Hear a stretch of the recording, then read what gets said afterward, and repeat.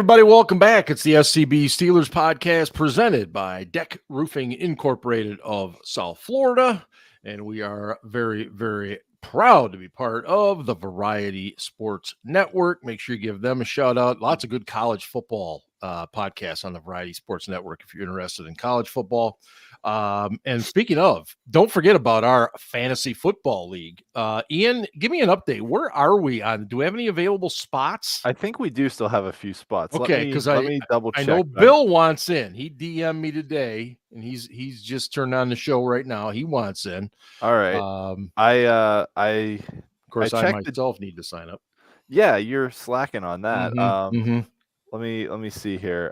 Yeah, I think we still have 4 or 5 slots left, probably. Awesome. So maybe less than that once I send Bill his invitation here. Okay. But, we had said there were 8 slots available for fans. So it was me, Mark, Scarps, and Aaron as the SCB crew, since Aaron does our wonderful graphics for us. And then we had 8 slots open for fans. And I believe, with Mark's approval, we were talking about potentially doing the draft after the podcast on August 29th. And if Mark could set it up, maybe we could do like a live stream on StreamYard. I'm going to give it a shot. I'm going to give it a shot. So yeah, if you want to join the first ever, be like an overtime draft. Yes, exactly. Yeah. So if you want to join the first ever SCB Fantasy League, what you do is send us a DM to the @SC Blitz Twitter account, or not SC Blitz, sorry, the SCB Podcast Twitter account, with a screenshot showing that you are subscribed or following our podcast. So basically that's all you have to do. And I will send you a link to join the fantasy football. And it's all for fun, for bragging rights. Winners will get some gear, swag, whatever you want to call it. These bragging days. About something doesn't it have to be cool? Unless Mark, me, or Scarps or Aaron win, then we get nothing. But if a fan wins, then they get stuff. Yeah, exactly. Yeah. As Aaron said, Ben will just sit there and talk shit the whole time. And it's no Dave Matthews Band concert at Red Rocks, but it's pretty decent. It's not. But is it a Dave Matthews tribute band concert at Red Rocks? At Red Rock? That one's at Black Rocks. Anyway, welcome in, everybody. We are thrilled to have you on the show tonight. The Steelers got their preseason underway last week with a rather sloppy and underwhelming 20-12 loss to the Houston Texans. And this week they'll take on the Bills. They had a joint practice today with the Bills at Heinz Field, Acrisure. And my understanding is this may be the first joint practice of 2024 that did not involve fisticuffs. I heard it was run very efficiently, very organized. Time tomorrow, man. Don't worry. What's that? They have time tomorrow. Yeah, it's very true, but it sounds like things were very, very just controlled. They did a good job of trying to eliminate that. They did a couple 7 shots, and that kind of stuff. So, Tomlin and McDermott go back pretty far. So I would think they would have their poop in a pile, so to speak. But we'll see. Ben, I'm going to start with you. My question tonight is this. If, and it looks like this is the way it's going to go, if the Steelers do not land Brandon Aiyuk, how...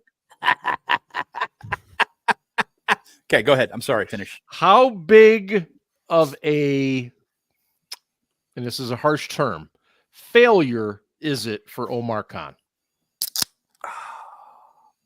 Well, Coors Banquet beer. Oh, nice. It's not a failure of Omar Khan. This is a player and his agent playing the situation perfectly. Okay. Finding a team that is willing to, finding 4 teams that are willing to give Aiyuk the contract he wants and taking it back to the team that he really wants to play for and saying, look, either you're going to pay me this or trade me to one of these teams that are willing to pay me that. And Cleveland and New England were actually willing to meet the 49ers trade demands. And he's like, yeah, I'm not going there. So again, I want to emphasize this. The players do have control over where they go when there's a trade involved.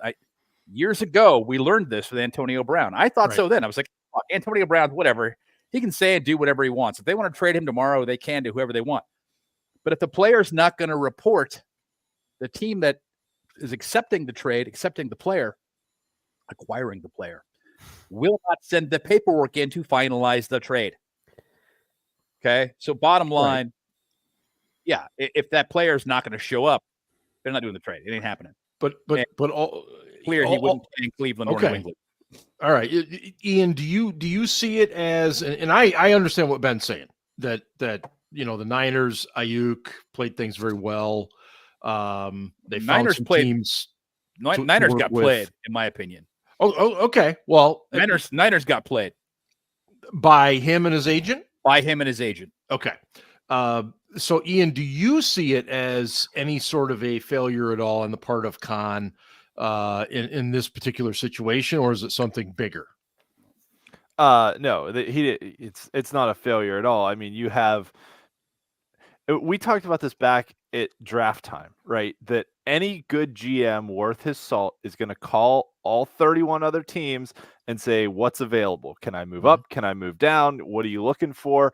Players, picks, whatever. Like, that's part of the job of being a GM. So saying, and Aiyuk kind of made no secret about, like, if the 49ers don't pay me, I don't want to be here, right? He, as Ben mentioned, he drove some of that conversation, and Aiyuk flat out came out and said, I want to play for Mike Tomlin. So, his camp kind of put us in this situation too.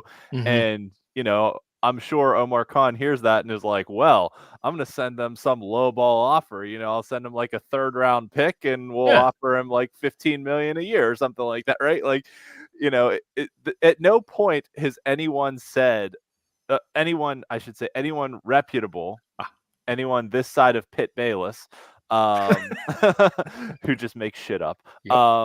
Anyone reputable actually said, that, like, it's going to happen. The most that's been said is basically that the Steelers were the only one with an offer left on the table, but that doesn't necessarily mean it's a good offer that San Francisco is willing to take. And I said before, I said last week on the show, to make this work, you need 2 things to happen. You need a trade San Francisco is willing to take and a contract the player is willing to sign.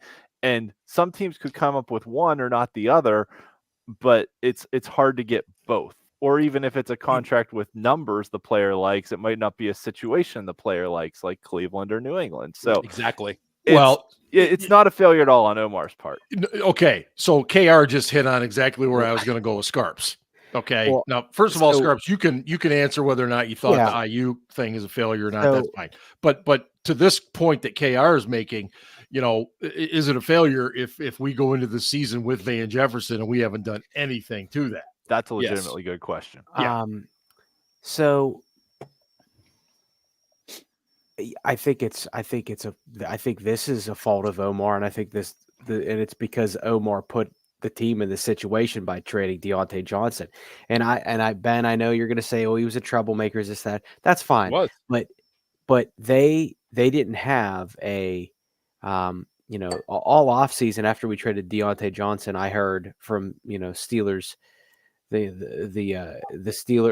Yinzer colored glasses Steelers Twitter that Omar has a plan. Don't worry. Well, sounds to me like they could have gotten Brandon Aiyuk if their offer was good enough, because they were willing to execute a trade with Cleveland and New England. They were comfortable with the package, and Brandon Aiyuk was like, no, I don't want to play there. So if the offer was actually good enough, Brandon Aiyuk would already be a Steeler. And how? So hold on. Let me finish. Finish your thoughts, Scarps. Let me finish my point, and then I'm going to ask you a question, Ben. So I want to ask you one too. So okay. So because if the offer was good enough, then why wouldn't San Francisco say, okay, cool, sounds good? Because Matthew Judon just got moved, which makes me think he was part of that New England package. Yep. Well, they have pretty good pass rush, so I don't know about that. they don't have. The They have 49ers do. they have down. They got DNs. They don't have a TJ Watt type, which is what Judon can bring. So But they all play right, whatever. 43. I mean, so I got they do have DNs, and they Okay. have good ones. They don't have a TJ Watt. And I'm not saying Matthew Judon's TJ Watt, but I think they were. You don't think Bosa's a TJ Watt? They don't play the same position. Well, No, they're on the end of the line. One's They're on on the the end end of the line, One's exactly. on a 3. You know, I mean, that's TJ Watt doesn't have his hand in the ground on every snap. no. In fact, Mosey does. But what I'm saying is Judon is a pass rusher, and they have pass rush. I don't think that they're going to go out of their way to acquire a pass rusher in a trade for a Okay. good player. That's Okay. all I'm saying. Okay. Yeah. All right. So then it was Amari Cooper at a 2 and a 5. Mm-hmm. And they were willing to take Amari Cooper and a 2 and a 5. Okay. Fuck, I'd take So- that too. Huh? I'd take that too. I agree. Yeah. So would I. So if the Steelers offered something similar, which obviously they didn't. So like So is it a failure on Omar's part because he doesn't see Aiyuk as Well- being worth a first round and a player? well, so the reason I'm saying it's a failure on Omar's part is because everybody is just ready and willing to blame Kevin Colbert for every mistake that he's made and the position he's put us in, but nobody's going to say it's Omar's fault. It's almost as if Omar's just as limited as Kevin was because Art is involved in this, in making the decisions. Because I if they- agree with KR in so much as leaving the receiver room in the position that it is a failure. Yes, and Not because- acquiring Brandon Aiyuk, no, I don't think that's a failure because basically what he's saying is I don't think this guy is worth a first round plus. This is the decision we've come to. We don't think this guy is worth a first round plus, which is what you want. And on top of that, a $30 million contract. Okay, but based on the Steelers are in the position they're in right now because he traded Deontay Johnson. He did not improve the room other than Van Jefferson and a couple. Mhm. Is that an improvement? I mean, I think Van Jefferson's okay, but he's nothing great. He looked okay to me, but he ran 2 routes all night. Very limited survey to see. And so in the sequence of events, he trades Deontay Johnson for a cornerback that has missed 4 straight practices and can't stay healthy, and it isn't that good to begin with. And then they didn't improve the receiving room. And now, this is what I'm saying. They're like, if it's a done deal and they're at the goal line, which is terrible analogy because we don't score in the red zone. With Aiyuk? That's what Pony said. But Pitt Bayless. but they're so Sorry. They are, if they really wanted Brandon Aiyuk, they could have offered something more. I'm not saying they should have didn't offered. really want him. That's my point. They didn't really want him that bad. They weren't trading for Devontae Adams. They were trading for Brandon Aiyuk. Yeah. And I completely agree with this comment here from Cecil. I'm not worth, or he's not worth trading the farm.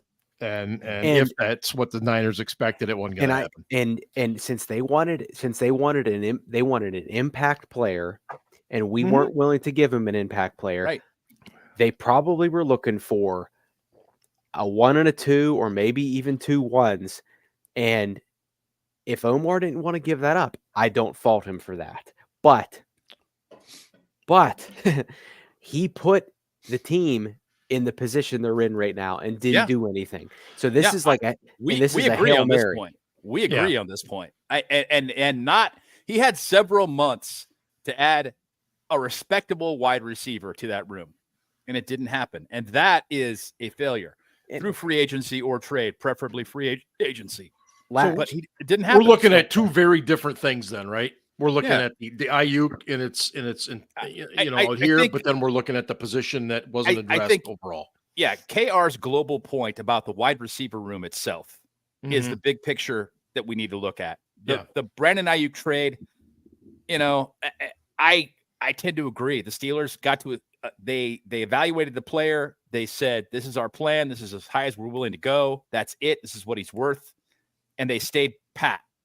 And when you have a plan and you go in that way, if you start wavering on that, that's kind of when you make mistakes, in my opinion. Okay. You either trust your evaluators or you don't. So I'm not going to say that not making this acquisition was a failure. Not adding a respectable wide receiver, that was a failure. I think that's a good summation. I like it. Is there still time, Ian, to add a good receiver? There is. Absolutely. Yes. I mean, who would you add, Ian? Okay.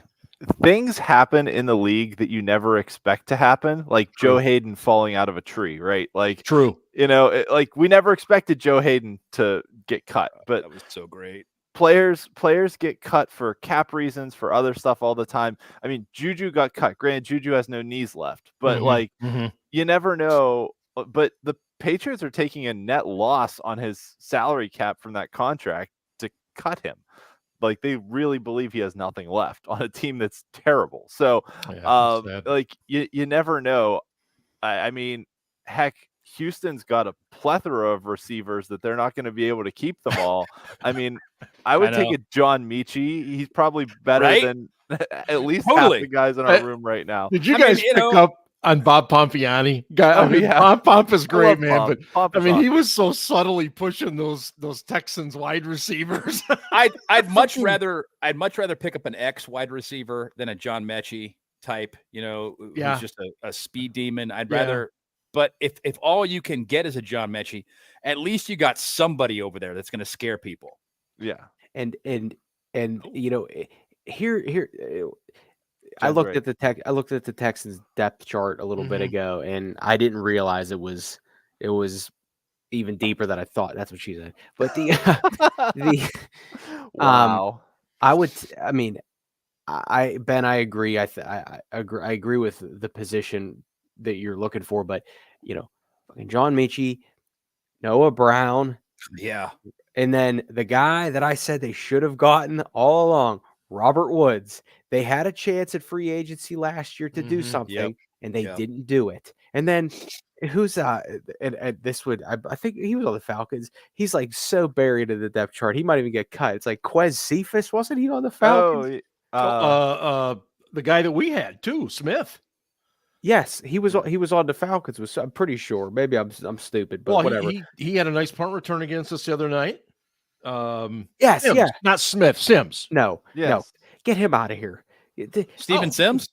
Yeah, he was already here. Right. Give me something else. Well, no, I get that. I was just trying to remember who the guy was. But as a PR, maybe I think Scarps hit the nail on the head months ago when he said, the Steelers have got the best looking group of number 5 and number 6 wide receivers in the NFL. They do. They really do. And one guy, and that's it. And, so, I mean, now it's kind of looking like that's what we're going to go into the season with, which sucks. But, I do have some hope for Calvin Austin, but he's a one-trick pony. The dude is a slot receiver only. Nah. And we knew that when he came in. The 49ers won him. Well, I think to Ian's point, there are crazy things that happen in this league all the time, and we're getting into that point of the preseason where they start to, when coaches start going, we really don't need this guy because we have a younger guy doing just as well at a lower price, so let's get rid of this guy. So I'm still hopeful that something's going to happen. Is that person going to be the talent of Brandon Aiyuk? Nope. No, very unlikely. Yeah. But is it going to be a step up over Van Jefferson? Maybe. Yeah. I just don't know. I take Van Morrison at this point. you need a guy who can run a good route tree at the X, and we just don't have that guy right now. I mean, I'm sorry, we just don't. And everybody who had hopes that Roman Wilson was going to be that guy. Dude, again, I'm looking at a guy who is a slot receiver. Yes. Maybe he's a tough slot receiver, but he's a slot receiver. All the guys we signed are all straight line speed guys. Van Jefferson, Quez Watkins. Yep. I mean, I guess Scotty Miller's like, barely taller Slot than Lord receiver. Farquaad, but yeah, he's not gonna. He's a slot receiver. The dude weighs 175 pounds. Okay. Yeah. He's a slot receiver. It's soaking wet. He might be 150. I mean, these are not big boys. No. Oh man, it's not encouraging the wide receiver. Isn't Miller the guy? Didn't he make that huge catch from Tom Brady when he was playing with the Bucks during their Super Bowl run? He did. Was it against the Packers? He caught a touchdown at Lambeau in that championship game. That's right. I knew it was the same guy. Was it a championship? I think it was. It might have been. Yeah. I want to get who's your mama? Your take, guys, on the fact that the Steelers have already declared that Troy Fautanu is going to be the starting right tackle. I was a little surprised by that. I'm not going to lie. Did they really have a choice? Well, okay. So what does that say about Broderick Jones? Because it doesn't say that he's the starter at left. No, it says we want Broderick to focus on left tackle, which is where we wanted him in the first place, and he's going to put his focus there. Now, I'm not saying he's going to win the job. No. But because technically Broderick still needs to improve, but he's a far, far better athlete than Dan Moore, who looked awful on Friday. Dan Moore was fucking terrible again. That dude. So So what is it that Scarps, Ian? What is Fautanu doing that is so much better than Jones, or is it, as Ben said, is it just because they want Jones to play left? I think it's situational. I think the clock has finally struck midnight on the Dan Moore experiment, and they're just like, we spent first round picks on these guys. We're just going with it. And also, as we talked about on the show previously, when you split reps side to side, you're working with different guards, you're working with different guys, and the only way for an offensive line to gel cohesively as a unit is to get more reps together and work out that communication. What's the signal on this? Who's going to do this? If there's a stunt, who's taking which guy? Who's going to do what on, what kind of play? Who's calling out the signals? If James Daniels is the one calling the audibles, am I standing right next to him, or do I have to get that audible passed down to me by three other guys? You just got to get that communication worked out, and the only way to do it is more reps. And if they settle in on a lineup, they can get more reps as that lineup together, rather than being like, well, we're going to keep trying Dan Moore here because he's the veteran. And, no, it's I'm glad they just did it, even though, Fautanu has the injury. Just rip the Band-Aid off and do it and go through some growing pains, because the long-term results of getting more reps together in an alignment is better than the short-term headache. There's going to be a headache. It's going to be a pain in the ass while they figure things out. I think that Dan Moore is going to have a market next year. I really do. And he's not going to get big money, but I bet you he gets like seriously. You can't $8 or $9 or $10 million a year, right? You can't just throw out 49 starts in your first 3 years. You just can't say, he's not going to be one of these $20 million, $25 million tackles. But dude, if he's making if you and I were making $10 million for 4 years, I mean, my God, we'd be like, okay, cool. All right. I know what I'm going to do. I'm going to live on $100,000, and I'm going to put the rest of it away. And I'm never working another day the rest of my life. I'm going to work out this contract, and that's it. Good. Scarps, anybody really stand out to you on Friday night last week? Yeah, I was told all off season that the older Herbig could be a center, and he's definitely not a center. Okay. Let's talk about that next. I'm sorry. Yeah. Okay. It's okay. Scarps? No, I just,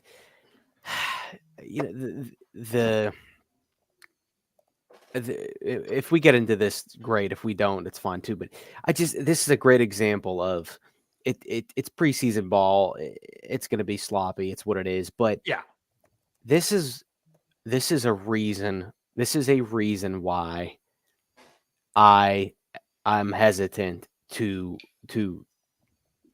whether you want to say sell the farm or not. for Brandon Aiyuk because this team has so many question marks at quarterback. But look at offensive line. You got Dan Moore Jr., who's going to be an unrestricted free agent. You got James Daniels, who's going to be an unrestricted free agent.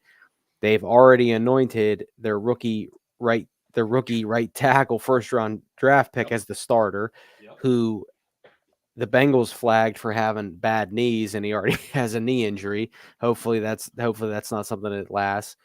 And then I don't know, what's that say about Broderick Jones? I don't really read into that too much. He's only 23. I think he just turned 23. So I think there's plenty of time there. But I do agree. I think that Dan Moore's going to have a market next year. James Daniels is going to have a market next year. Absolutely. This line is young.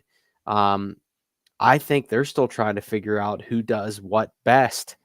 And in an off season now where you don't get a lot of reps, you don't get a lot of practice, and you got a new offensive coordinator. I will say, though, that it was sloppy, but I did appreciate seeing not the same standard shit we've gotten used to. And whether it was executed well or not, to me, at least, I saw some different type of formations or routes or this or that. And I just, to me, it was night and day. I'm hoping that's good for the future. Yeah. I thought the route concepts were immediately different. I thought just the vibe of the offensive calls was different. And again, it's one preseason game, not going too far here, but you could just feel that part of it. As for Herbig and Fields, years and years and years ago, I was told it doesn't matter whose fault it is. If you're the quarterback, you always take the blame. Your linemen have enough to worry about. Your center's got enough to worry about. But Ben's correct. Fields has to ride the center. Yes. And he was not doing that. If Fields knows that the center is going to his right immediately upon snapping the ball, he's basically pulling. Yeah. He has to follow the ball. Right. You got to go with that. When he didn't, the ball came out. It's 50-50. It's both guys. Tomlin hit the nail on the head when he said, look, I wasn't happy, but to blame it on one guy or the other, no, it was both of them. Both guys. Both of them. Yep. And we talked last week on the show about how it was me. So I'm patting myself on the back here, but how I was concerned about Herbig, hadn't played center in so long, and just the mechanics of snapping the ball and getting up into your blocking stance and stuff. And you're right though, Ben. It's both guys. It's 50-50. But I give Herbig props for taking the blame, for stepping up and taking the bullet and being like, "Yep, that was my fault." Yeah. No, but it's just not true. It's just not the case. Both guys got to be in sync with that. It's a fucking dance. Yeah. And it all happens in a fraction of a second. Yes. Less than a absolutely. second. You both have to be on the same page, moving at the same. Yeah, Frazier was. But different quarterback, too. Right. How about Kyle Allen? How about that Kyle Allen? You know what? I was impressed with Kyle Allen.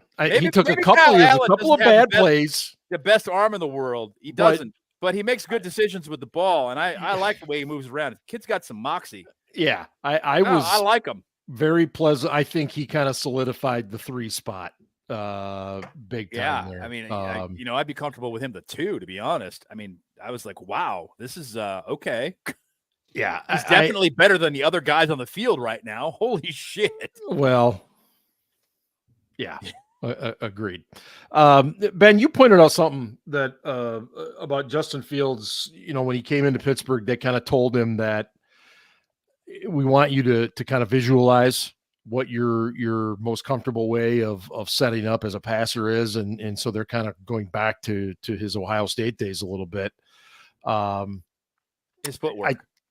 Footwork. I like that. I think it's good. Find some comfort. Find a comfort zone. Basically, they kind of said to him, "Look, how were you doing before? Close your eyes. And what would be the most comfortable way for you to deliver the ball?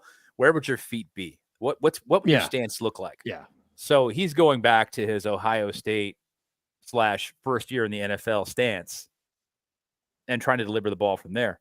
I hope it's a good thing. I don't know, though. I don't know. I'll be honest. I'm more concerned with the way he makes decisions than I am Yes, the way he delivers the ball. And that's where I was going next is I don't care how you feel, all those things are important, but if the processing still isn't there, that's a problem, and I look at that throw that he made to Van Jefferson on the sideline, and I think we all know Mike Tomlin should have challenged it, and he probably would have won the challenge. Yep. But didn't. Okay. But that to me is a case where if Fields gets rid of that ball that much quicker and in front of Van Jefferson, it's not even an issue, but it was behind, it was back to the inside a little bit, and that ball placement has been an issue for him. So now he made some other really nice throws too. But again, what were some of the issues in Chicago? Hanging on to the ball, not being comfortable and getting out of the pocket sooner than he probably. The pocket. Not feeling it happen. And we saw some of the same stuff. Yep. And again, I am not. And don't get me wrong. Fautanu got beat. Yes, he did. Bad on that sack. But he looped the guy all the way around to Fields' left. Fields had an easy path out to get rid of the ball to his right and just didn't take it because he didn't sense that the guy was there. Yeah. And that, I don't know that you can truly teach that. By the way, you can work on things, but I don't know that you can ever just truly say I got it. From my standpoint, that shit is inexcusable. If you're a rookie, okay, I get it. You're new to the NFL. The guy's a 4th-year pro.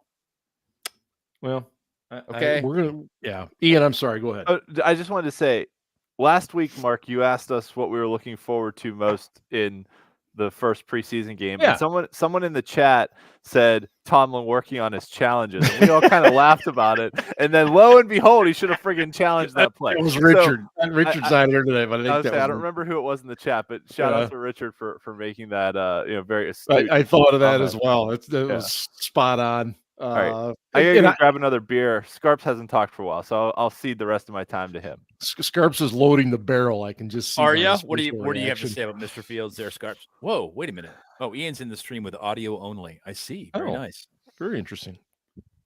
What do you got, Scarps? Turn your mute off. You're on mute, Scarps.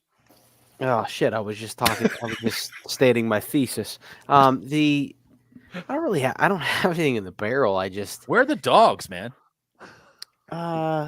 Ned is here, but Zoe sleeps in the laundry room now. She's not doing too good. Uh-oh. That's never sorry. Good. It's okay. She's 13 and a half, Matt Smith. You know it, my dude.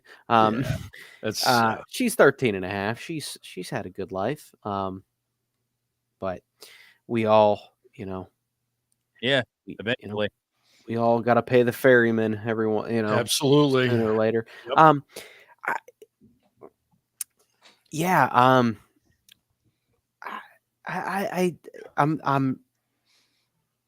here's what I'm going to say.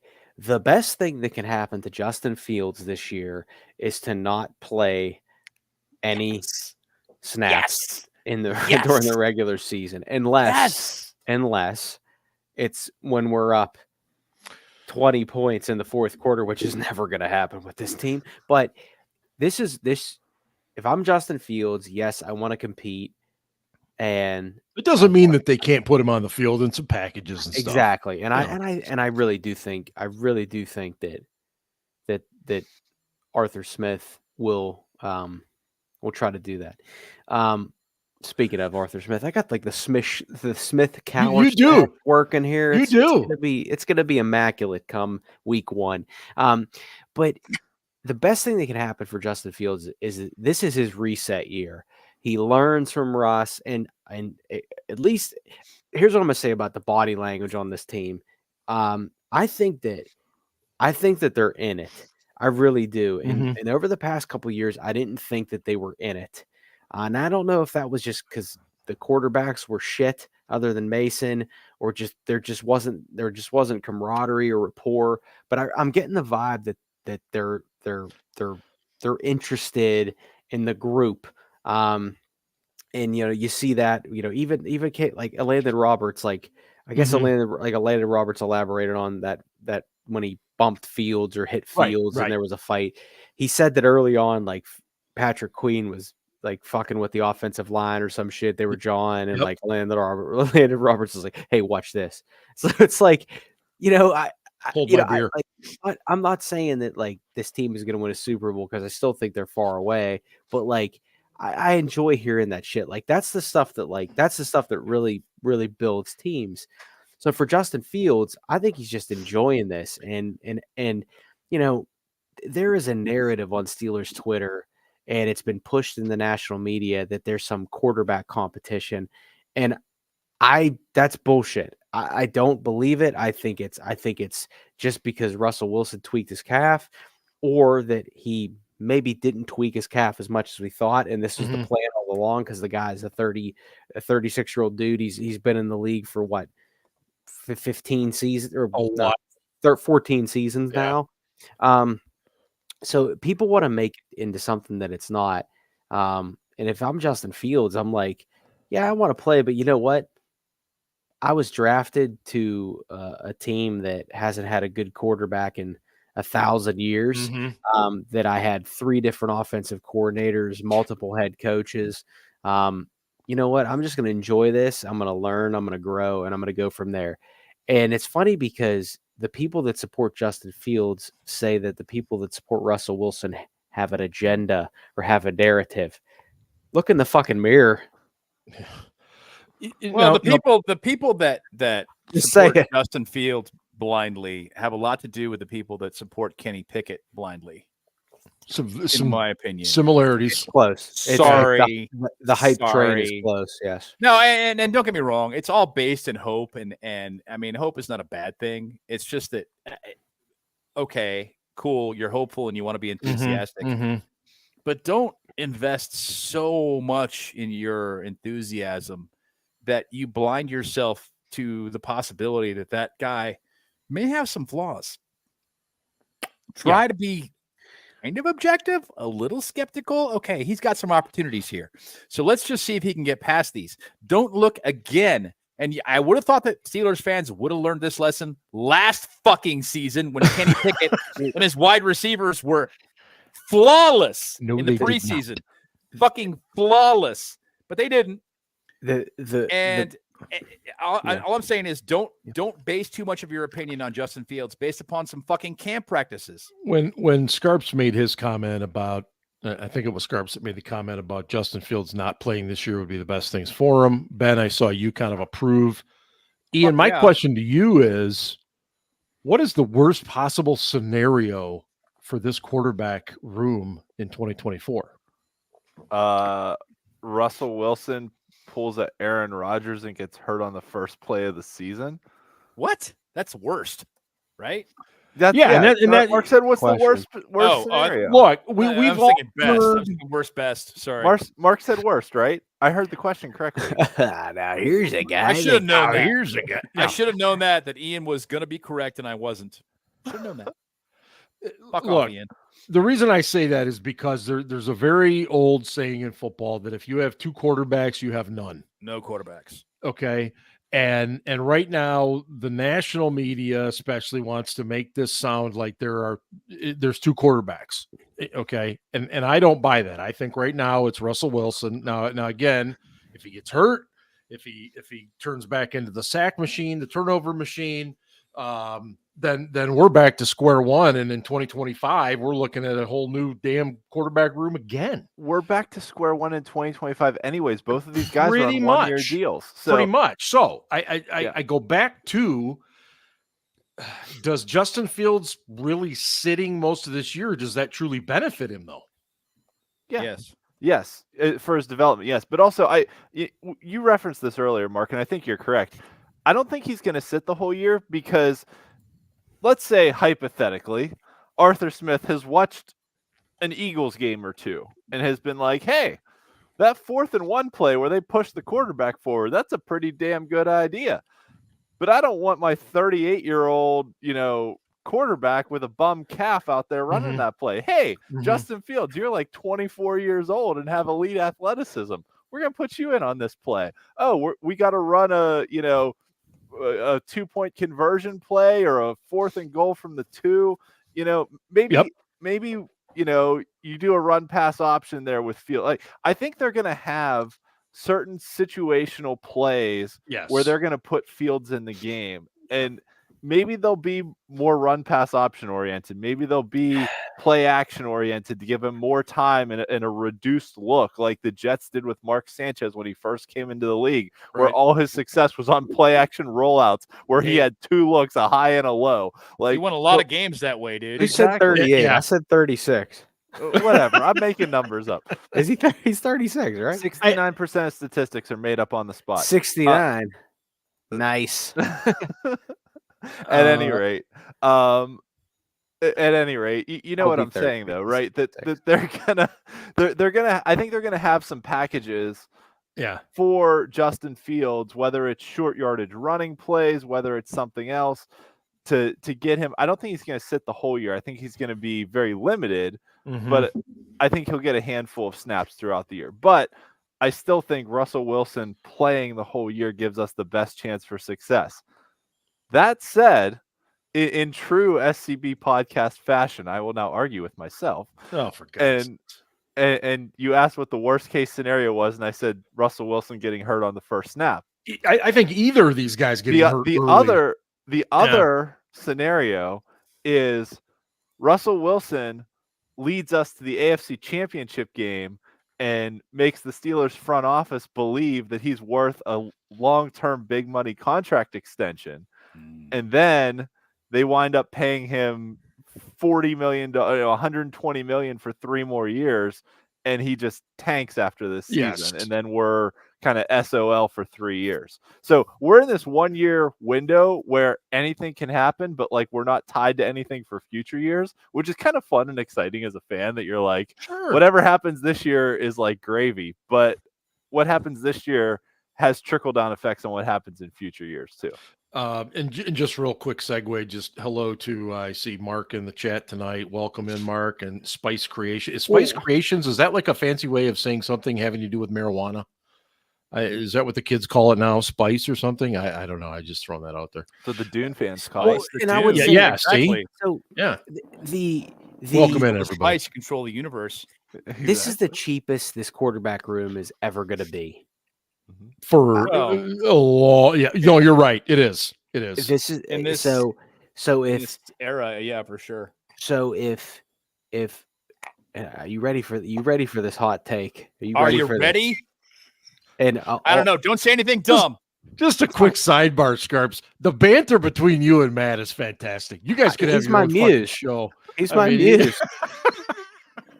I don't know if it's like really. I don't know if he's. I mean, he's real. But he's real. I don't know anything about him. Matt's real. Matt's on the Twitter, isn't he? He's on Twitter. Yeah, we exchange pleasantries on the Twitter, and maybe we can be pen pals. I don't know. He's my muse. But here's the hot take. You ready for this? Hot take. And everybody out there, make sure you bookmark this so you have the receipts. Everybody, get ready to record this because it's going to be awful. All right, go ahead, Scarps. Aaron, post this on our TikTok. Russell Wilson is going to throw 32 touchdown passes this year. I think 30 is a safe 32. Bet, honestly. 32. I think 30 is a safe bet. And it's 2 per game.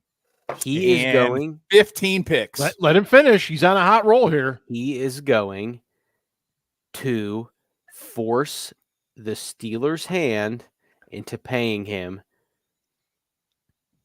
And I don't think that's a bad thing because I don't know what his market would be for other teams. And that would give us an opportunity to trade Justin Fields in the offseason. No, it wouldn't. Wow, we focus on drafting the future. Yeah, Fields. No, it wouldn't because Fields is going to be a free agent. Yeah. Scratch that. Reverse. Russell Wilson is going to throw 32 touchdown passes, and he's going to get paid, and we are going to thank Justin Fields for his services, and he's going to go somewhere else. Okay.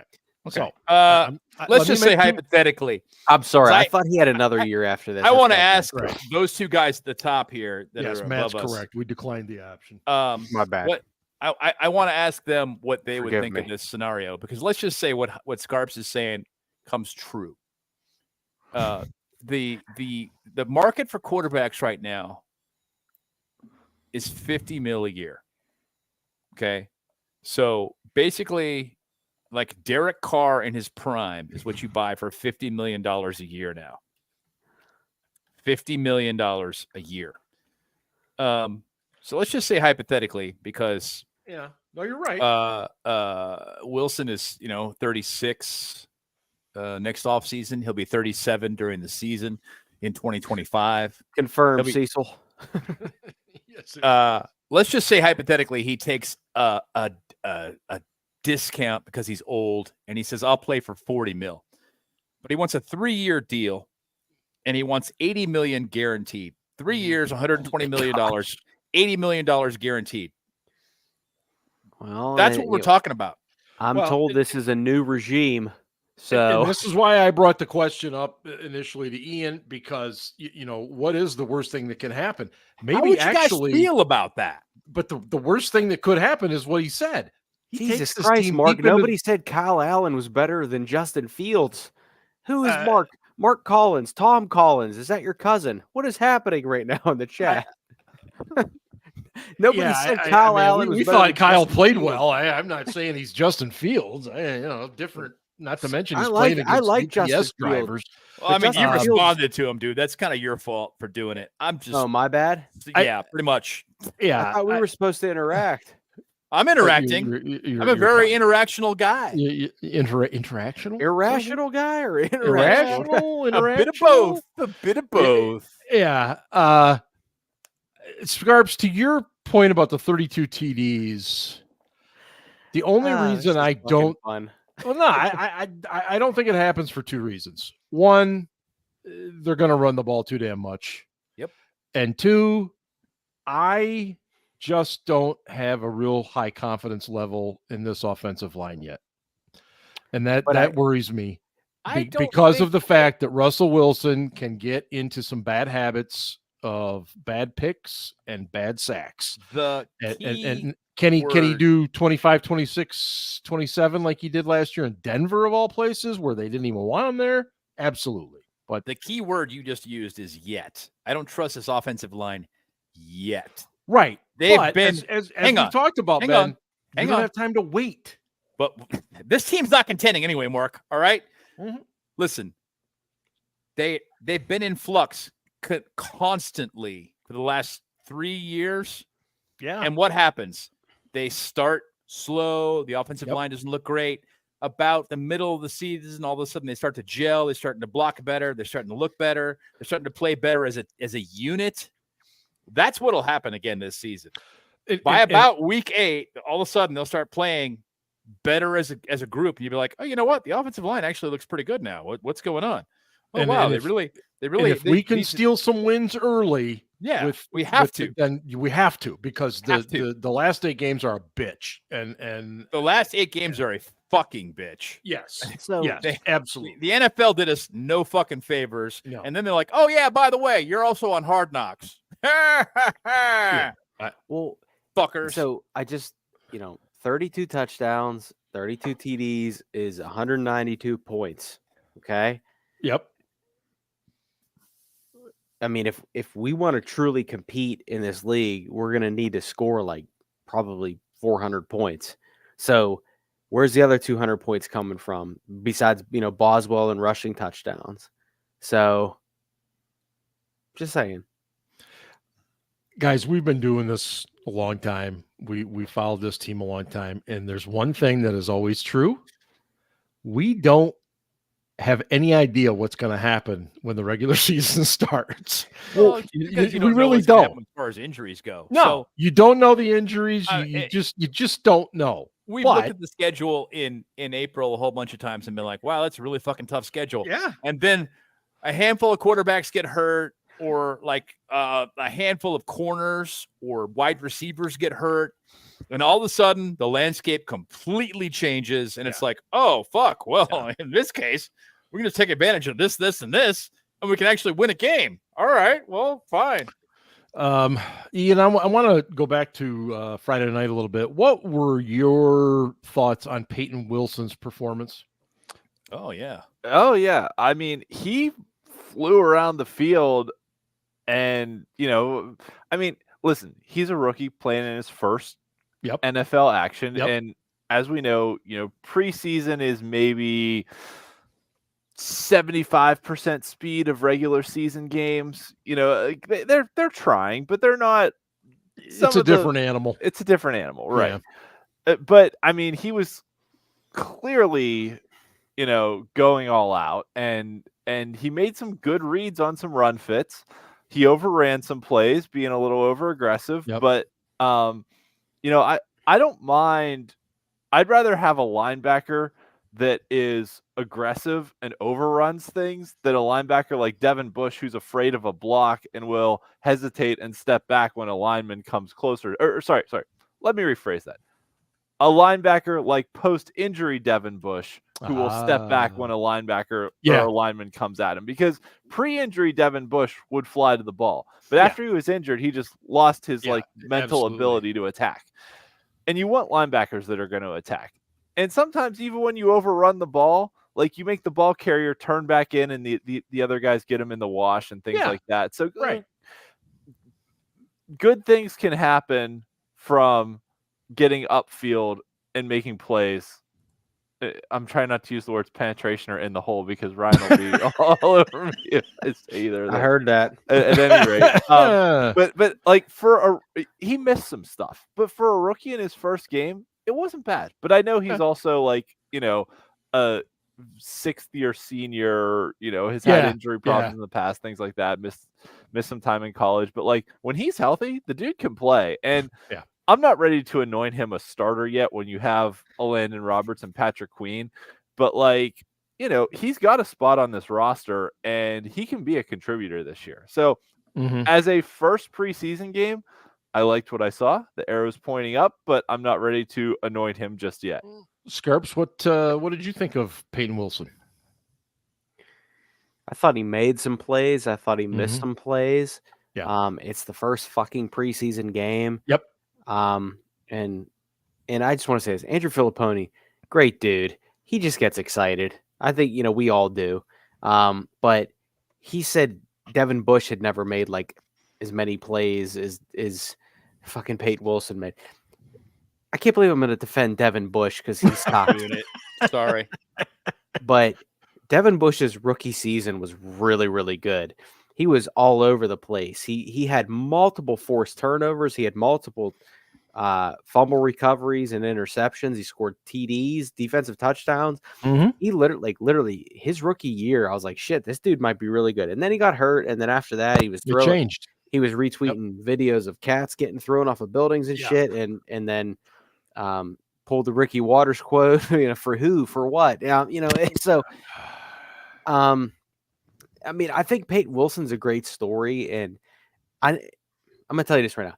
Payton Wilson is the epitome of a Pittsburgh sports story. Oh, absolutely. Yes. Overcome. And that's what I was waiting for one of you guys to say. Multiple injuries. Yep. The guy's got no knees, kind of like Juju Smith-Schuster. He's got no knees. He's a modern day Rocky. I thought we were going to talk about Juju eventually, but he's like the classic, like underdog. Yeah. Overachiever, overcome so much perseverance. I will say this: if he is starting games this year, I don't think that's a good thing. I really don't, because if he's starting games this year, it means Landon Roberts is hurt, Patrick Queen is hurt, and those guys are your money makers. I think Payton Wilson will be a role player. I agree with Ian. I'm not going to crown him. Because I'm going to tell you this right now. How many dudes have we seen do really well in the preseason, and then when the bullets fly every year? Do it every year. You're like, oh shit, this guy can't handle it. Yep. And he's not in line to start this year anyway. So I mean, what do you mean, Ben? It's all good. No, he's not. And it's fine. I'm just, and he doesn't need to be. And an awful lot of Steelers linebackers, quarterbacks have the ACC have made their bones, so to speak, playing teams for the first couple or 3 years and then turn into really good players. Absolutely. And if he can be that guy, great. That's fantastic. Mm-hmm. I'll take it. Yeah, I'm with you. I was very kind of iffy on his performance. I think Ian, I think it was Ian that said made some plays, missed some plays, and I agree with that. Or Scarps, did you say that? I'm sorry. We've had some drinks. We're all friends here. We've had some drinks. In any case, look, it was promising. Considering the kid's injury history, I thought it was great. He was even talking some smack to guys. It was fun. He was having a good time out there, and that's what you want to see, for sure. One thing we haven't talked about in a few weeks, and we're I don't want to say there's a deadline, but we're getting kind of close here. Is Cam Hayward? I haven't heard a thing on what the two of them are. Has anybody heard anything? Last I heard, they weren't close. No, that's all I heard too. It's not close. But Cam's playing either way. Yeah. Oh yeah. Yeah. But the last I heard, they weren't close. That's all. Mm-hmm. So the Steelers are offering a lot less money than Cam is willing to accept, and I just like you guys, I'd like to see Cam retire a Steeler, but for sure, is he really worth $20 million a year? Do you think Art too looks at Cam at all the way his father looked at Franco and wants to avoid that fate? I think like a Franco and a Rod Woodson situation where the guy is leaving and he's definitely a first ballot Hall of Famer. Yeah. No. Okay. That's why I asked. Cam's not that guy. I mean, I don't think so either. What do you think, Scarps? I'm going to try to say this in the nicest way possible. We all love Cam. Yeah. Right? He's one of the few jerseys Cam. I have hanging in the other room. Love Cam. I love the guy. Him and Boz are the only two people on the team that I worked with. So I they are near and dear to me. But I just want to say this. Franco Harris was part of a team that won 4 Super Bowls. Yep. And Franco Harris made one of arguably the greatest plays in NFL history, which sprung the team to eventually get to 4 Super Bowl honestly, the greatest play in the history of the NFL. Oh, I try to be. I agree with you. I'm just wondering if that's not how he's approaching. People that are neutral watch that play and go, "Holy shit!" And then it changed. It changed the franchise. Yes, it changed the franchise. It was the franchise's first playoff win after the merger. I think they had one play. Did they have one before? Anyway, one playoff it was game, but they didn't win it. That's right. But Franco is. No, I don't disagree with you. Is so much higher in Steelers lore than Cam Hayward, and I love Cam, but they're never going to retire Cam Hayward's jersey. No, they're never going to retire Pouncey's jersey. That doesn't mean he's not a great Steeler. No, exactly. So let me explain why I asked that, though. Okay. Because I think what happens sometimes is, as we all know, Art too is very different from his father. And he's very different from his grandfather. But that doesn't mean you don't learn things from those guys. And I just wonder how does Art 2 view this situation? Because he might view it the complete opposite of the way I'm portraying it. He might be like, sorry, Cam, that's it. You're gonna have to play somewhere else next year. The problem, I don't know. And Ian, I weigh in here. I think the problem, the thing that makes this so difficult is that fucking defensive tackles are so goddamn expensive now. Yes. What isn't expensive now in the NFL? Yeah. in this running backs economy, maybe still. Ben's right. Yes.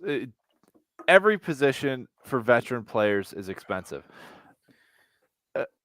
I mean, and Cam is an all-time great Steeler. I'm on the record on this show saying he's the best interior defensive lineman we've had since Joe Green. And, you can debate whoever else you want, but I will stand by that. I think his career as a whole is better than really nice. It has been Aaron really nice. Smith, better than Casey Hampton, better than Brett Kiesel, better than Joel Steed. We've had some really good interior defensive linemen. Don't get me wrong, but I think he's the best we've had since Joe Green, and I would love for him to retire as a Steeler.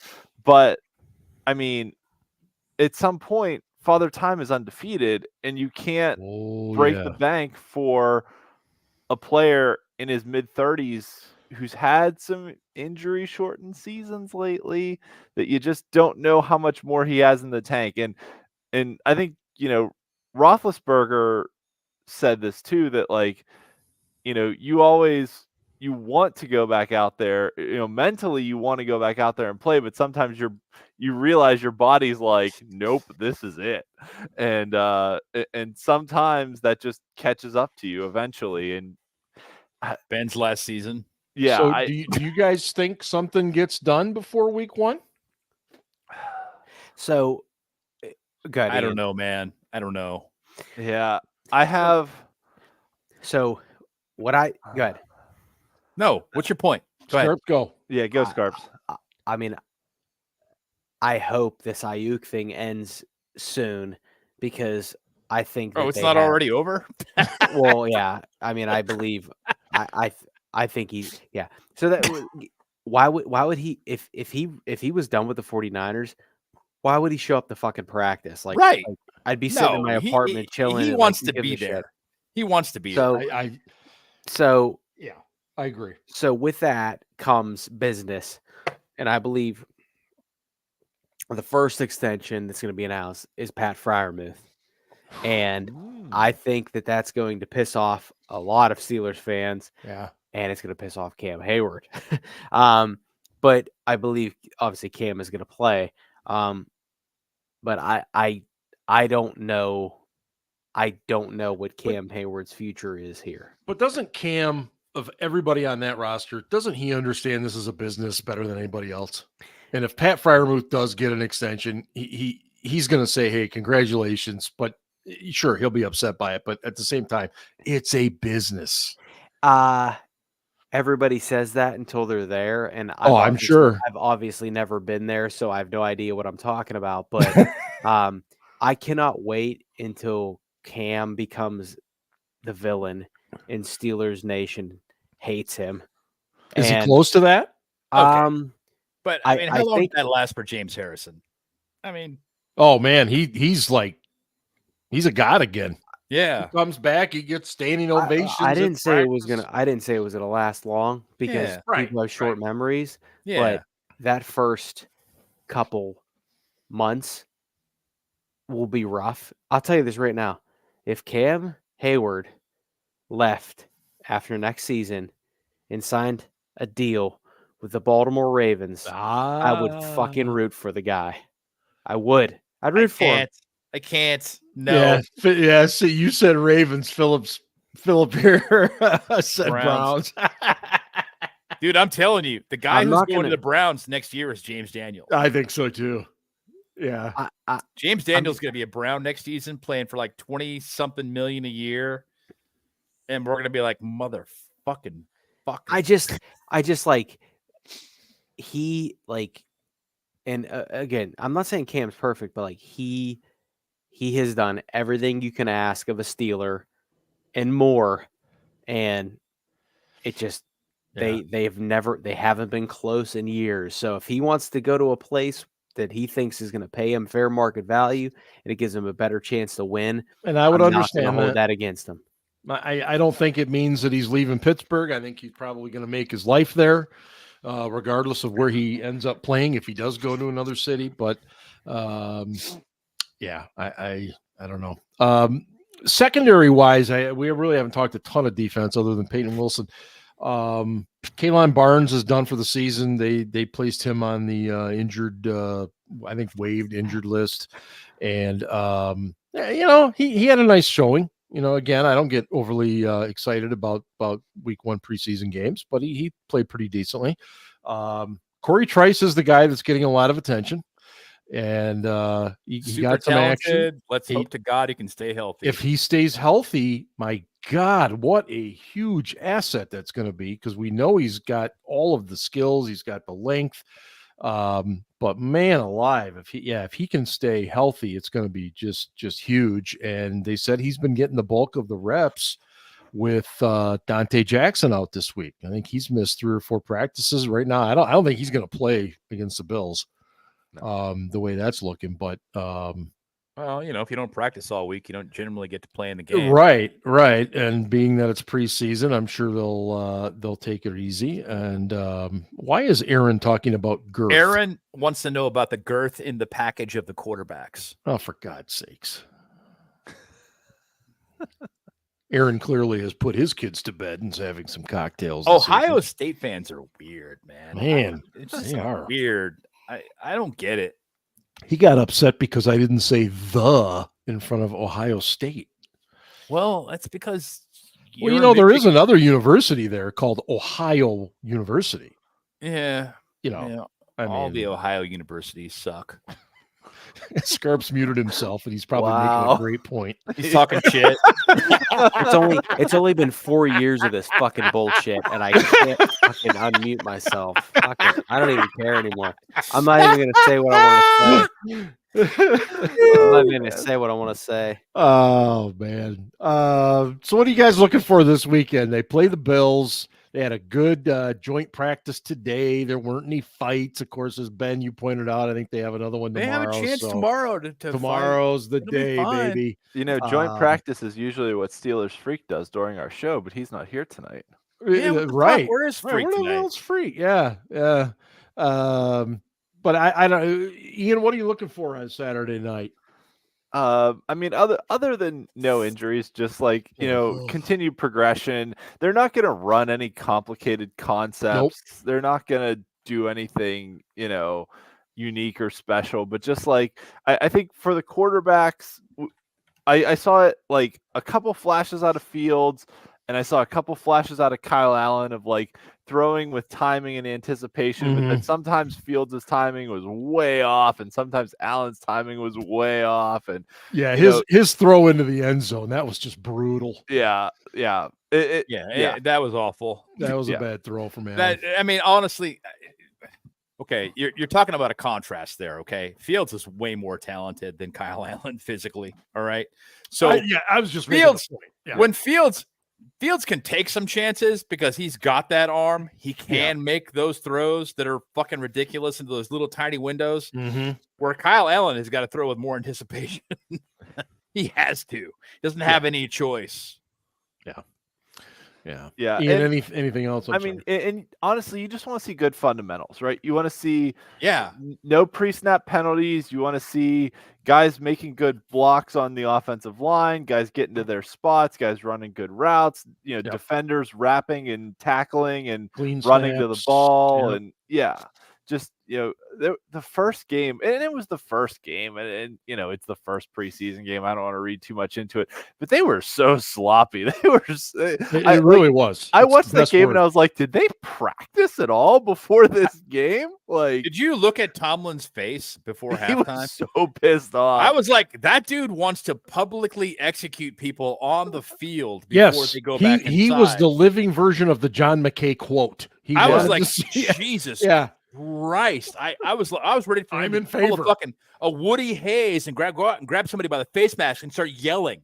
I was like, holy shit! I haven't seen this mad in years. Wow, he was not happy at all, and nor should he have been. No, they looked terrible. Yeah, Scarps, what are you looking for this weekend? I'm looking to see how Russell Wilson does. Yeah, he's going to play this weekend. I'm looking to see him throw a touchdown pass against the Bills' 15th string. And when he does, he doesn't walk off the field like Conor McGregor, like Kenny Pickett did last year, because he thought he was king shit. I want some You're right. Starks loves himself some Kenny I want Pickett. some humbleness. I want this team to be humble. I want this team to just handle their business, fucking win some games, and not act like assholes. Is that too much? I don't really care how they act. I just want to see crisp execution. I want to see crisp execution. I want to see all these guys on the same page, doing the same dance at the same time, making it fucking happen. Get shit done. That's what I want to see. I agree. I take care of the ball. Stop the bad snaps. I'd like to see a little bit more professionalism at the punt return position. Kes Watkins looked like he was trying to catch mosquitoes or something. I don't know what the hell was going on back there. Twice. The first time he managed, the second time was a nightmare. So yes, clean those things up. And I did want to get you guys' reaction before we get to Casey Kasem tonight. What are your overall thoughts, Ian? I'll take your comments first on the new kickoff. It's God. It's stupid. I don't know. I mean, it's a glorified punt. I'm a like old school traditionalist football fan. I know I'm the second youngest one on the show, right? But I'm, I don't Scarp's know. younger than you by a year. Yeah. Shit. It's I don't know.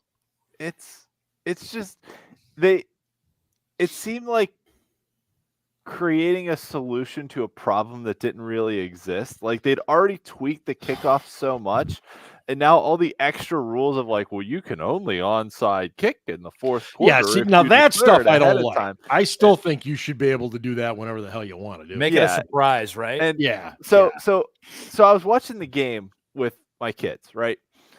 And my oldest, who's 13, they're explaining the new kickoff rules, and he's like, they gave the stupid referees so much more control over this game. There's so many more penalties they can call now. And I was like, you're not wrong. That like, he's like, there's so many more things the refs have to like.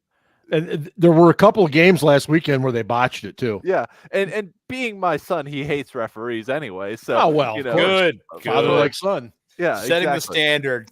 Yes, for the McMeans family. Yeah, exactly. Ian, when you take your kids to a high school football game there in Western PA, do they immediately start targeting the officials? No, not usually. Usually when we're, and here's the thing though, like with high school games, I know the people on the field can actually hear you. Like when you're at the Steeler game, the people on the field can't hear you. You can say whatever you want; it doesn't matter. But when we're at high school games, like. The guys who are reffing high school games are like volunteers. They're getting paid like maybe $50 for the game. Yeah, they got enough to go pay for dinner. They're not professionals. Don't need this shit. They're doing it on the. So I mean, I have booed refs at high school games before, but I try to tell my kids like, hey, like let's just cheer for the game and not like get on the referees. But for professional games, like different story exactly. Yeah. So yeah, my kids were not at all happy about it because they're like this is stupid. Why don't they just kick it off like normal? And why are there all these rules? And why are they giving the referees more guesswork to do? And I was like, your guess is as good as mine. What'd you think of it? What was the question? I'm sorry, I wasn't paying attention. New kickoff. Somebody's had some drinks. I'm sorry, I wasn't listening. What the hell's going on? I'm trying to run a program here. The dude's like, I'm sorry, I wasn't listening. Get your gold bricked ass out of my mouth. Like I never hear that 5 days a week. I wasn't listening. Yeah, go ahead. Honestly, they took a moment that was dear and special to us. The iconic moment of a Super Bowl where there used to be thousands of flash bulbs, and they turned it into a glorified punt return. Yeah. Exactly. I hate it. I hate the fact that you got to tell the other team you're doing an onside kick. Yep. Whether that's Super Bowl 30 or the Super Bowl after the Super Bowl 44 Saints. with the Saints, or even the year we won the Super Bowl 40, the Colts Monday night game. It did go in our favor, but I just feel like they have taken so many of the surprise elements out of the game, and that robs us from greatness. And that doesn't sit well with me. And I understand the whole player safety thing, and and I got some beef with the people on Twitter that were mocking the Guardian helmets. I was obviously mock somebody. I was obviously never blessed to do anything athletically at a high level, but neither was I. It's okay. But I've always felt like I'm never going to fault a guy for trying to be extra careful. And, even going back to the days like Mark Kelso, when he would wear that. Oh yeah. And he had the shell, the shell and if Jerry O, he had injury history. Remember, he had the old back he plate. Did. Yep. I wore a neck roll in high school. So the fact that people, that was high school ball, and I still wore a neck roll. Yeah. So the fact that people on Twitter were like, this is fucking dumb or this is stupid. It's like, I want to be like, hey, as a Steelers fan, do you not remember what happened to Ryan Shazier? Do you not remember that? Like, do you not like there are extreme things that have happened in this game that remind you of how delicate life is. Patrick Mahomes' helmet shattered last year in the playoff game. So, granted, it was very cold, but still. So I don't give a shit if you look like the Great Gazoo. Yeah, I'm gonna make a joke about that. But like, if I'm I'm making $20 million a year, but my brain is worth much more than that. And literally, the team that you love and worship, the Steelers, their doctors were accused of hiding that information. Yeah. In League of Denial. So I'm just saying, hey, maybe be a little bit smarter about what you tweet. Yeah, I'm fine with it. And I would remind people too, let's not forget there was a time when guys were wearing leather helmets, and then they brought in these face masks, and people thought that was pretty stupid too. So just relax. I think that a lot of these rules that we all fucking hate, we all hate them. Yeah. It started in the 2000s, right? Yes. When they started changing the rules, and it made it more and more difficult for defenders. And the game that we loved. Remember the 2008? Okay, so the game was actually 2009. 2008 AFC Championship game. Yeah. Yes. The Ravens and the Steelers. Yes, that is the most Ryan Clark made. That is the most brutal fucking the whole game. Yes, that hit violent. Stands out. It was the entire game. It was a prison brawl for 60 minutes. That is the most brutal game I've ever seen in my entire fucking life. I would agree. I was there for that game. That was that was how many years ago? I mean, basically what they're saying is, look, these guys are getting bigger and faster. Yeah. It's just human evolution. You got to adjust. The game is becoming more and more dangerous because the players are becoming bigger and faster and stronger. Yeah. And we have to get in front of that. And so we're going to make some changes, because if we don't, what's going to happen is parents are going to stop letting their kids play football. We're finally starting to see some numbers bounce back now. With some of the changes at the lower levels of football, which is great. Because they're teaching kids how to tackle correctly. They are. And it was just, people just needed to understand it was going to take time. Yeah. You had to introduce proper tackling. You had to reintroduce a lot of this stuff, and it was going to take time, and it's coming. I as far as the kickoff goes, I don't hate it. I hate the fact that you have to announce and can only do it in the fourth quarter. I think that's ridiculous. I agree with you. That's dumb. And you have to be losing to do it. Yeah, that whole thing is just dumb to me. As far as just the new process. So we're going to do an onside kick. So by the way, the other team can bring up the 11th guy. Yeah. It's like telling the infield, hey guys, we're going to bunt. Just letting you know. Well, it's like they did away with intentional walks. It's like, oh, we're just going to intentionally walk this guy. We're not going to bother throwing 4 pitches. Right. But what if there's a wild pitch, right? Right. Like, baseball's don't done some dumb know. shit too. It's happened. Yeah. Where in the hell did Scarpino go? We're getting ready for. He had to take a little break before. Yeah. before. The other thing that Yeah, I thought was like really dumb about the new kickoff rules that I didn't realize was like I knew the offense defense on a kickoff is tough. The kicking team, I knew the other players couldn't move until the guy caught the ball, but I didn't realize that like the defending returning players also weren't allowed to move until the guy caught the ball. Yes. It's like nobody's allowed to move, and it's like, how do you so to get back to my point on officiating though, right? Like you have a side judge standing there that has to judge the very moment when a guy catches the ball versus if somebody moved like a fraction of a second before that, and then is it a like that's just which to me is the same freaking problem that they have over in the UK with VAR. Yeah. Okay, because you've got an official that's got to be able to time up when the pass was sent from the player. Where was the other player at the time the pass was sent? Now you're going to have the same thing in the NFL. The official's got to watch. Did anybody move before the ball was caught? Right. Oh, that's good. Asking a official. Look, everybody knows how I feel about officials, but they're human too, right? And asking a human being to watch 2 things at once is difficult, right? Like trying to watch a guy catch a ball and 11 other guys, whether or not they're moving before that guy catches the ball, like it's not easy to do. No. You're going to screw it up. And it's like, I don't know. No, I've heard soccer ARs, assistant refs, linemen, whatever you want to call them. They talk about how they know they can't watch, so they try to listen for the sound of the ball being kicked. Yeah. It's like, well, that's not exactly very practical at times either. Right. When it's like first base umpires listen for the sound of the ball hitting the glove while they're watching the base to see where the runner's foot is. Good point. Yeah, very good point. Before we get to Casey Kasem real quick, we had some great predictions last week. We were all wrong.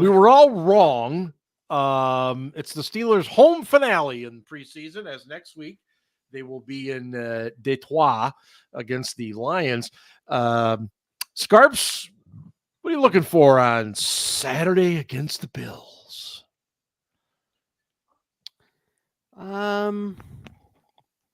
Yeah, I'd like to see. I want to see how Russell Wilson does. Yeah. Oh, yeah. And I'd also like to see how they sort of contain Josh Allen if he plays. I think he is. Yeah. You got a prediction on the score? Oh, my bad. Yeah. I thought, that's fine. Yeah. Fuck, I don't fucking know.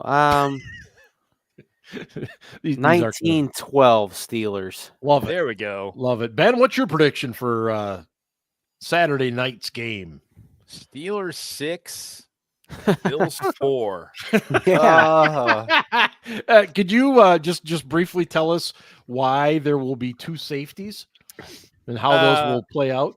Because the offensive line of the Steelers is still trying to gel, and on top of that, they'll probably happen in the fourth quarter. So it'll be Steelers, a couple of field goals, and the Bills, a couple of safeties. And that's what I'm looking for. Will those be Chris Boswell field goals or Matthew Wright field goals? One of each. One Chris Boswell, one Matthew Wright. And then Matthew Wright will promptly be cut after the game. Ian, what's your score? For years, it's hilarious. All right, I'll be a little contrarian here, I guess. I'll go Bills 20, Steelers. Oh, you know what? 18. Hold on. Ooh. Now here's a guy who's taking a preseason game seriously. Hold on. I forgot. This is the Mitch Trubisky revenge game. I'm gonna go 19-12 Bills. 19-12. Oh, fuck! You're right. I need to change my. I'm going to change my prediction too. Bills 7, Steelers 6. Yes, there we Conversely, go. It's still 2 safeties and a field goal. it's also the Bills. Tyler Matakevich revenge game. Yeah. I will take the Steelers. I will take a 10-6 victory with the Steelers. We will actually score first half points and hang on for the victory. And we'll leave it at that. Now I'm going to turn it over to the late, great Casey Kasem from the grave, ladies and gentlemen. Casey. Ah, boy. Casey's Coast to Coast. American Top 40. Hello, everyone, and welcome to the week that was August 15, 1981. Our favorite correspondent, Ryan, is back with us again this week, and he writes, Dear Casey, Aiyuk are the sun, Aiyuk are the rain. Aiyuk need to know I love you so, and I do it all again and again. Many don't know those were the original lyrics to Lionel Richie's You Are, which made its way up to number 4 on the Billboard charts in 1983. Speaking of You Are, Steelers Nation, you are insufferable with this Aiyuk stuff. Casey, I lost track of what day we're on when it comes to Aiyuk watch. This is more annoying than the picketologist knocking on my door as soon as I sit on the toilet. Speaking of Kenny Pickett, things seem to be going well in the city of brotherly love. He's currently trending on the social platform formerly known as Twitter. And guess what, Casey? It's not for the right reasons. I mean, Eagles fans seem to be so reasonable. Let's see what verified account Eagles Fan Central, who has 40,000 followers, has to say about his preseason performance tonight. If you're a Pittsburgh Steelers fan and had to spend your last 2 years convincing yourself Kenny Pickett could be a franchise quarterback, you may be entitled to financial compensation. Yep. Mesothelioma, more like mesothelioma. My God, is Pickett terrible? He's about to lose his job again, but this time it's not to Zach Gentry. Oh, Jesus, man. God, give the guy a break. Oh, every God, damn, man. This time, it's to a dude named Tanner McKee, who sounds like a guy who got kicked out of school for teabagging a freshman at the I'm a Dusha Bagga Leg Week.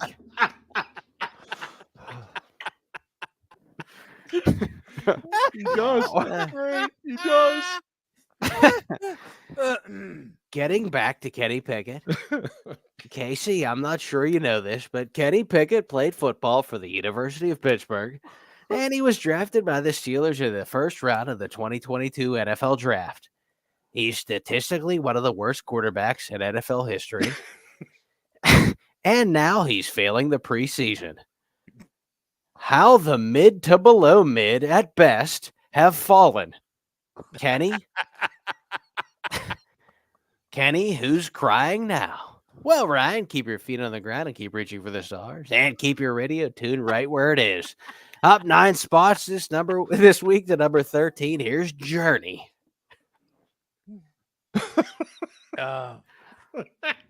Journey. Is there a song? Or Is there a just song Journey? or? Who's crying now? Oh, okay. Who's All right. crying Who's now? crying? What the Okay. fuck? Pay attention. I'm sorry, I wasn't paying attention to your Usually question. You keep going with that. Here's Journey with Who's Crying Now. Right? Yeah, You flipped listen. it around a little bit. Okay. Excuse I don't know. me. Jeffy I'll tell Holobosky would have a problem with that. I'm just saying. I'll tell the dead DJ whose head is frozen in a jar next to John Wayne. What to do next week? And Walt Disney on his right, Ted Williams on his left. Oh, man. Hey, thanks, everybody. Great interaction tonight. We love having you guys on the show, whether you are with us live or whether you check us out later. Doesn't matter. We appreciate you either way. We are getting closer to the regular season. We know we're excited for it. We're kind of already like ready to be done with this preseason stuff. Let's get to the games that matter. But still a few weeks to go before we get down to 53. Hey. Preseason football is better than baseball. Preseason football is better than most everything. Quite frankly, I'm just saying, way better than soccer, but better than baseball. Yeah, I'm not going to disagree. Anyway, make sure you check out the website, steelcityblitz.com. Make sure you check out all of our stuff, including Ian's coverage of Western Pennsylvania high school football. It's the best around. Good shit. And if you are not in Western PA and maybe you were a player once or anything like that, check it out. He's got all the historical stuff and all the stats, all the previews, everything kicked out. So check that out and check us out on our socials and all that other stuff. And, of course, thanks to Variety Sports Network and, of course, Deck Roofing. That's it for us. Gentlemen, have a wonderful weekend. Enjoy the Steelers on Saturday night, and we'll see you next week. And don't forget, go Steelers. Ravens suck. Donkey balls.